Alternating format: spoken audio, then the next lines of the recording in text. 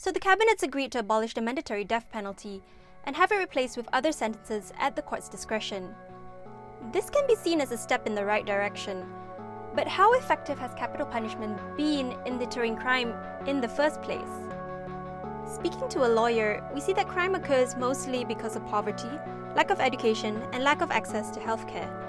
Okay, people always want death penalty because as if something is being done to take a crime. That is a very shortcut answer, a bandage solution. So in the cases I often see is that those who are being given passed down a death penalty are mostly from the most marginalized, the poorest segment of society. They might not even be able to afford, a good lawyers to represent them in the first place. In fact, some statistics from countries that have completely done away with the death penalty have shown that its absence actually has had little impact on crime rates. A study comparing murder rates in Hong Kong and Singapore showed that the abolition of capital punishment in the former, as well as the high execution rate in the latter, did little to affect homicide levels. There's another report in the US that found the murder rate of non-death penalty states were consistently lower than the rate in states that still imposed the death penalty.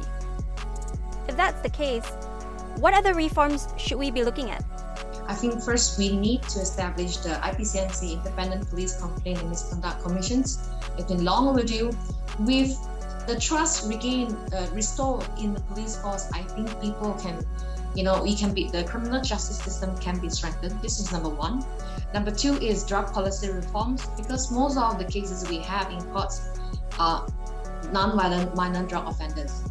So if we can divert these people from prison to treatment and rehabilitation, we can save a lot of resources, manpower from our criminal justice system. And the third one will be the prison reforms, because how many of us is actually will think that prison is a place to reform. Most of us will just think that it is a place to just lock up the problem.